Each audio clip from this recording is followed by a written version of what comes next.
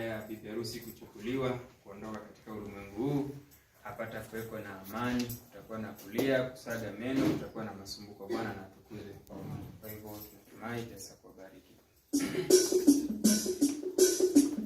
Neno hili